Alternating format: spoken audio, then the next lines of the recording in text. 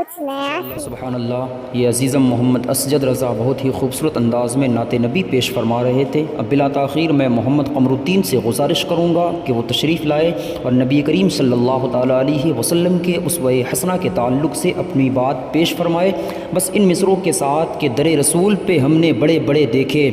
در رسول پہ ہم نے بڑے بڑے دیکھے، غلام بنتے ہیں کیسے کھڑے کھڑے دیکھے. اور عجب ہے عشق جو بیمار اٹھ نہیں سکتا، عجب ہے عشق جو بیمار اٹھ نہیں سکتا، وہ چاہتا ہے مدینہ پڑے. السلام علیکم ورحمۃ اللہ تعالی وبرکاتہ. احباب کرام، امید ہے کہ آپ سب بخیر و عافیت سے ہوں گے.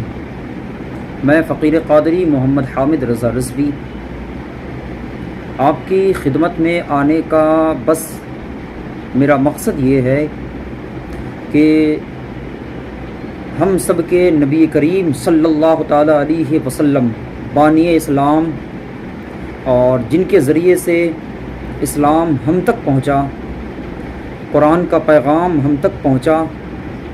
اللہ تبارک و تعالیٰ کے ایک ہونے کا پتہ جس نے ہمیں بتایا، اس نبی کریم صلی اللہ تعالیٰ علیہ وسلم کی شان اقدس میں ہندوستان کے کچھ پاکھنڈیوں اور کچھ حرام کے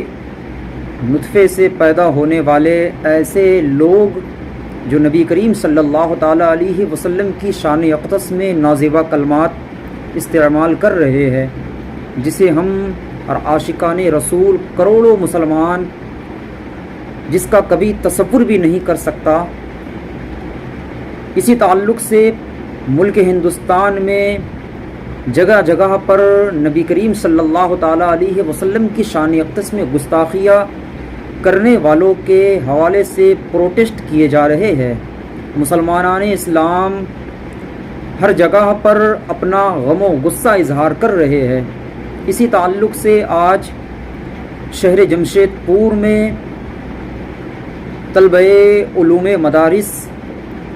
اور علماء کرام و جمشید پور کے غیور مسلمانان جمشید پور نے ایک پرامن احتجاج عیدگاہ میدان نزد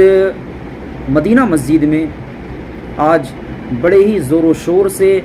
لوگوں نے شرکت کی اور علماء کرام کی بہت ہی خوبصورت بیانات گستاخ رسول کے تعلق سے انہیں لاجواب کر دینے والے بیانات دیے گئے اور کچھ مطالبات حکومت ہند سے کیے گئے. اور ہم بھی کچھ مطالبات حکومت ہند سے کرتے ہیں، اور جتنے بھی مسلمان ہیں پورے ملک میں، پوری دنیا میں کم سے کم 57 ملک کے مسلمان کے دلوں کو ٹھیس پہنچایا گیا، جس کے تعلق سے ہم اس بات اور اس ویڈیو کے پیغام کے ذریعے حکومت ہند سے ہم یہ مطالبہ کرتے ہیں کہ ملک ہندوستان میں ایک ایسا قانون نافذ کیا جائے کہ ہر اس شخص کو کہ جو کسی بھی دیوی دیوتاؤں، کسی بھی دھرم کے دھرم گرو کو یا کسی بھی پیشواؤں کو اگر کوئی نازیبہ کلمات یا غلط القابات سے نوازے، ان کی شان میں گستاخیاں کرے، تو ایسے شخص کے خلاف سخت سخت قانونی کارروائی ہونی چاہیے اور انہیں کیف کردار تک پہنچائی جائے. یہ ہماری مانگ ہے حکومت ہند کے ذریعے سے،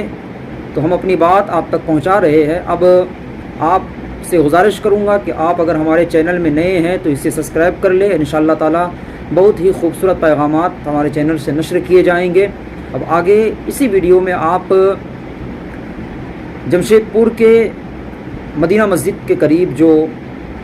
عیدگاہ میدان ہے جہاں پہ پروٹیسٹ کیا گیا طلبہ علوم مدارس کے جانب سے اور علماء کرام کے جانب سے، جمشید پور کے غیور مسلمانوں کے جانب سے، وہ ملاحظہ فرمائے. اور آپ سے بھی گزارش کروں گا کہ اپنے شہروں میں، اپنے ملکوں میں غم و غصہ کا اظہار کرے اور حکومت سے اس چیز کا مانگ کرے کہ ہمارے نبی کریم صلی اللہ تعالیٰ علیہ وسلم کی شان میں گستاخیاں کرنے والے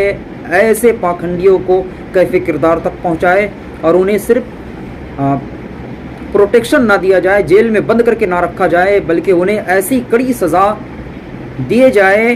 کہ آنے والے وقت میں کوئی بھی ہمارے نبی کریم صلی اللہ تعالیٰ علیہ وسلم کی شان میں یا کسی کی بھی شان میں گستاخیاں کرنے سے پہلے وہ 100 مرتبہ نہیں، ہزاروں مرتبہ سوچے اور پھر کوئی قدم اٹھائے. السلام علیکم ورحمۃ اللہ تعالی وبرکاتہ.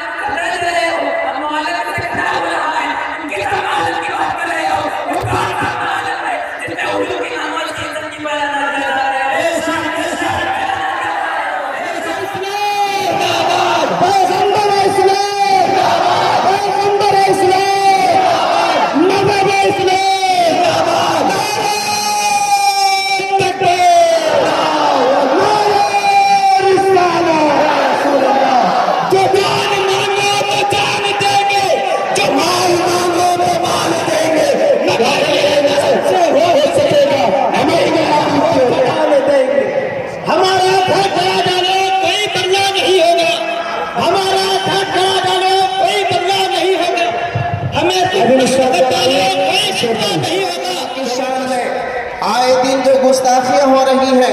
کبھی آقا کریم صلی اللہ تعالی علیہ وسلم کے شان میں مغلظات بکے جا رہے ہیں، اور کبھی طرح طرح کے مسلمانوں کے خلاف بل لایا جا رہا ہے، اور کیڑے مکوڑے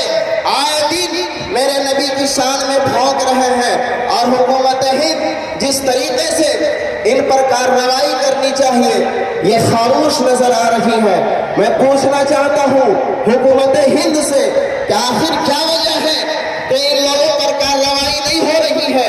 آخر کیا وجہ ہے کہ ان لوگوں کو جیل کے سلاخوں میں نہیں بھیجا جا رہا ہے اور انہیں سزائیں نہیں سنائی جا رہی ہے؟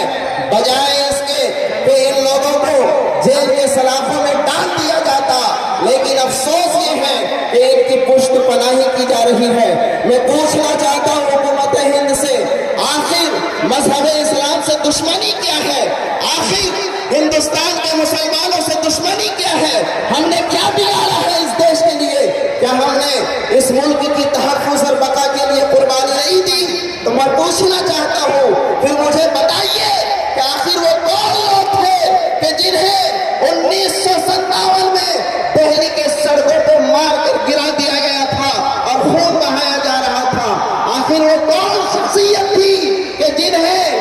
فتوی جہاد کی بنیاد پر جزیرہ انڈمان کالا پانی کی جیل میں سزا سنائی گئی تھی اور انہیں جیل میں بھیج دیا گیا تھا؟ وہ کوئی اور نہیں تھا بلکہ فضل حق خیر آبادی رحمت اللہ تعالی علیہ تھے۔ عزیزان ملت اسلامیہ، دوسری طرف اگر دیکھیں وہ تو ساورکر ان کا باپ تھا جو انگریزوں سے معافی مانگ کر معافی نامہ لکھ کر یہ جیل سے باہر آیا تھا، لیکن باہر فضل حق خیر آبادی جنہیں جب جزیرہ انڈمان کالا پانی میں جب انہیں جیل بھیجا گیا تھا اور ایک انگریز نے کہا تھا کہ آپ اپنے فتوی جہاد کو واپس لے لیجئے، آپ کو آزاد کر دیا جائے گا، آپ کو جیل سے باہر نکال دیا جائے گا، خدا کی قسم اس وقت علامہ فضل حق خیر آبادی تھے تو بیمار، لیکن اٹھتے ہیں اور اپنے زمانے حق سے